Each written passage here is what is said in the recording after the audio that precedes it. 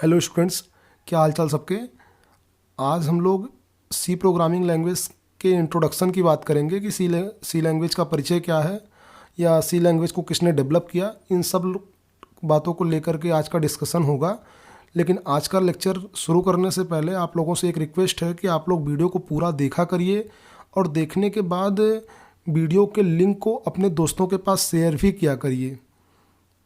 तो और जिन लोगों ने अब तक चैनल को सब्सक्राइब नहीं किया हुआ है उनसे बोलिए कि वो लोग चैनल सब्सक्राइब करें और वीडियो को देखें।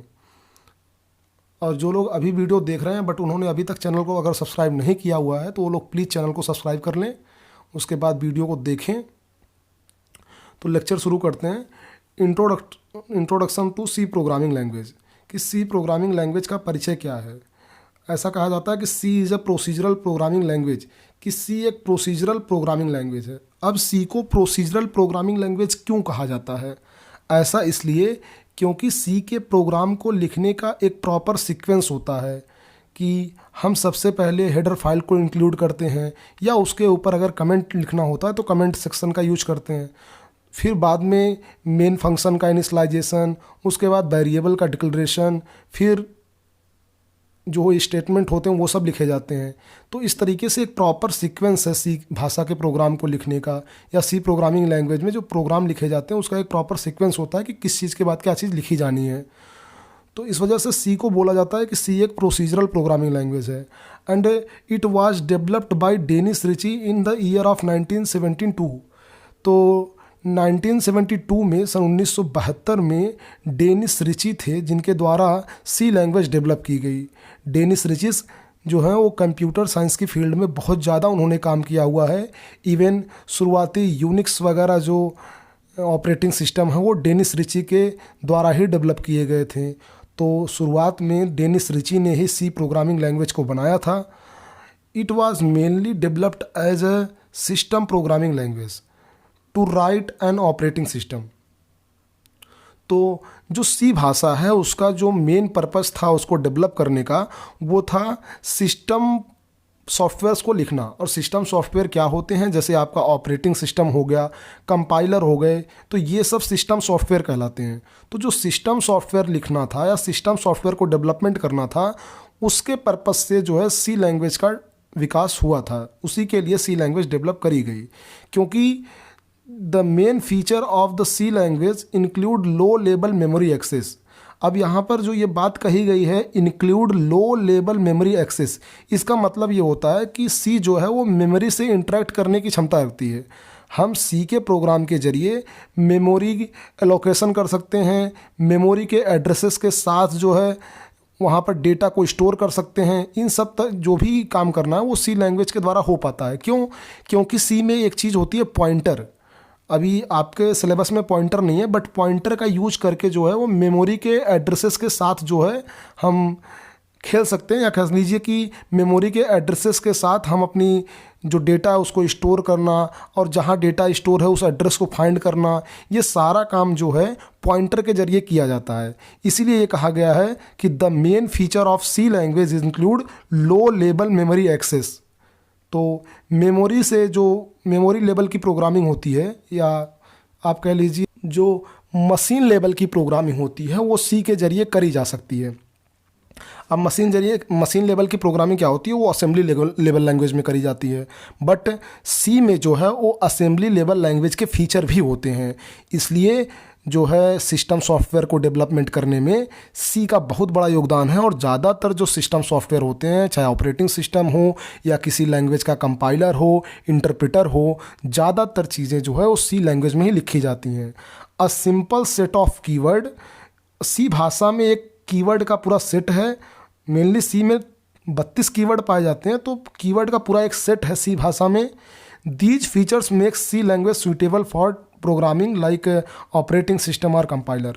तो सी की जो फीचर है, जैसे सी में लो लेवल मेमोरी एक्सेस का फीचर है, सी में पूरा सेट है कीवर्ड का, बहुत सी ऐसी खासियतें हैं जिनकी वजह से सी को सिस्टम सॉफ्टवेयर डेवलप करने में इस्तेमाल किया जाता है। तो सी प्रोग्रामिंग लैंग्वेज जो है वो डेनिस रिची के द्वारा डेवलप की गई। सी प्रोग्रामिंग लैंग्वेज का विकास डेनिस रिची ने किया था, 1972 में किया। सी लैंग्वेज की फीचर जैसे कि लो लेवल मेमोरी एक्सेस, मतलब मेमोरी के साथ सी भाषा इंटरेक्ट कर सकती है। जो पॉइंटर सी में कॉन्सेप्ट है, पॉइंटर का कॉन्सेप्ट सभी प्रोग्रामिंग लैंग्वेज में नहीं है, बट सी प्रोग्रामिंग लैंग्वेज में पॉइंटर का कॉन्सेप्ट है। और पॉइंटर मदद करती है जो है मेमोरी के एड्रेस के लोकेशन वगैरह में, या कोई डेटा किस मेमोरी एड्रेस पर स्टोर है, इन सब को लेकर के जो प्रोग्रामिंग करी जाती है वो पॉइंटर के मदद से ही करी जाती है। तो पॉइंटर जो सी में फीचर है वो काफ़ी पावरफुल फीचर है, जो सी को और स्ट्रांग बना देती है। किस लिए? ताकि उसमें ऑपरेटिंग सिस्टम या कंपाइलर जो होते हैं, जो सिस्टम सॉफ्टवेयर डेवलपमेंट होते हैं, उसमें मदद पहुंचाते हैं। तो सिस्टम सॉफ्टवेयर को डेवलप करने में ये जो फीचर हैं जैसे लो लेवल मेमोरी एक्सेस और सिंपल सेट ऑफ कीवर्ड, ये सारे जो हैं सी को एक सुइटेबल लैंग्वेज बनाते हैं ताकि सी का यूज करके एक सिस्टम सॉफ्टवेयर डेवलप किया जा सके। और बात करें जैसे कि सी के कुछ इंपॉर्टेंस की या सी भाषा के महत्व की, तो सी एक रोबस्ट लैंग्वेज है। अब सी को रोबस्ट लैंग्वेज क्यों कहा जाता है? क्योंकि सी में जो है बहुत सी चीज़ें जो है पहले से प्री डिफाइंड है। अब जैसे बहुत से फंक्शन होते हैं, कीवर्ड होते हैं, ये सारी चीज़ें जो है सी में पहले से प्री डिफाइंड होती हैं, जिनका यूज हम लोग प्रोग्राम बनाने में कर पाते हैं। अब इन्हीं सब वजहों से जैसे जो फंक्शन है प्री डिफाइंड, कुछ प्री डिफाइंड ऑपरेटर होते हैं, ये सब चीज़ें सी को जो है रोबस्ट बनाती हैं, जिनकी वजह से इसका यूज जो है सिस्टम सॉफ्टवेयर के डेवलपमेंट में किया जाता है। अब दूसरी बात है इफिशिएंट एंड हाई स्पीड। अब सी भाषा जो इफिशिएंट और हाई स्पीड क्यों है? क्योंकि सी भाषा का जो एग्जीक्यूशन है, जो उसके प्रोग्राम का एग्जीक्यूशन टाइम है, वो कम होता है। अदर प्रोग्रामिंग लैंग्वेजेस की बात करें जैसे पाइथन वगैरह की अपेक्षा सी का प्रोग्राम तेज़ी से एग्जीक्यूट होता है। आल्दो सी का सिंटैक्स में भी थोड़ा बड़ा हो, सिंटैक्स का मतलब प्रोग्राम की जो नंबर ऑफ लाइंस होती हैं हो सकता है वो ज़्यादा हो, बट सी का एग्जीक्यूशन तेज़ी से होता है। कंपेयर करें अगर अदर प्रोग्रामिंग लैंग्वेज से, तो सी का एग्जीक्यूशन तेज़ है, इसलिए सी को हाई स्पीड लैंग्वेज बोला जाता है कि ये ज़्यादा इफ़िशियंट है। इसमें बहुत से डेटा टाइप हैं प्री डिफाइंड। तो बेसिक लैंग्वेजेस जो होती हैं इन सब की तुलना में सी ज़्यादा जो है तेज़ी से एग्जीक्यूट होती है। और सी को बोला जाता है कि सी एक पोर्टेबल लैंग्वेज है। अब पोर्टेबल का मतलब क्या होता है? पोर्टेबल का मतलब होता है कि किसी चीज़ को एक स्थान से दूसरे स्थान पर स्विच कराना। तो सी एक ऐसी लैंग्वेज है कि वो जो है किसी ऑपरेटिंग सिस्टम बोल लीजिए या किसी मतलब हार्डवेयर कॉन्फ़िगरेशन, इन सब को लेकर के वो इंडिपेंडेंट है। अब जो मैंने बोला आपसे कि ये ऑपरेटिंग सिस्टम से इंडिपेंडेंट है, इसका मतलब ये है कि ये आप किसी भी ऑपरेटिंग सिस्टम पर सी का प्रोग्राम आप डेवलप करिए और उस प्रोग्राम को कॉपी कर करके आप किसी दूसरे सिस्टम पर ले जाइए जिसमें कोई दूसरा ऑपरेटिंग सिस्टम पड़ा हो, तो ईजिली उस प्रोग्राम को रन कराया जा सकता है। बस रन करने के तरीके अलग हो सकते हैं, बट वो प्रोग्राम प्रॉपर तरीके से दूसरे सिस्टम पर भी रन करेगा। इसीलिए सी को बोला जाता है कि सी एक पोर्टेबल लैंग्वेज है या सिस्टम इंडिपेंडेंट लैंग्वेज है। ये किसी सिस्टम के ऊपर डिपेंड नहीं करती या ऑपरेटिंग सिस्टम के ऊपर डिपेंड नहीं करती कि अगर विंडोज़ ऑपरेटिंग सिस्टम में मान लीजिए आपने सी का प्रोग्राम लिखा हुआ है, तो उस प्रोग्राम को बड़े ही आसानी से आप लाइनक्स वगैरह पर भी ले जा करके रन कर सकते हैं। तो इस वजह से सी को बोला जाता है कि ये एक पोर्टेबल लैंग्वेज है। तो हमने ये जाना कि सी रोबस्ट क्यों है, क्योंकि इसमें बहुत से प्री डिफाइंड फंक्शन वगैरह होते हैं जिनकी मदद से आप प्रोग्राम डेवलप कर सकते हैं आसानी से। इफिशिएंट एंड हाई स्पीड क्यों है, क्योंकि इसके प्रोग्राम का एग्जीक्यूशन बड़ी तेज़ी से होता है अदर प्रोग्रामिंग लैंग्वेज की अपेक्षा। ये पोर्टेबल इसलिए है क्योंकि इसको अगर आप एक सिस्टम पर डेवलप कर रहे हैं प्रोग्राम को, एक ऑपरेटिंग सिस्टम पर, तो ईजिली आप इसके प्रोग्राम को कॉपी करके दूसरे सिस्टम पर रन करा सकते हैं।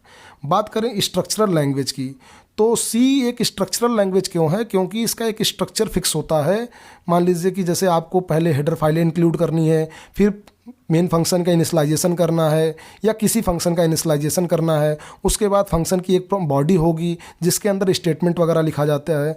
तो ये पूरा स्ट्रक्चर है जिसके तहत हम लोग सी प्रोग्राम को लिखते हैं। तो इस वजह से सी एक स्ट्रक्चरल लैंग्वेज है।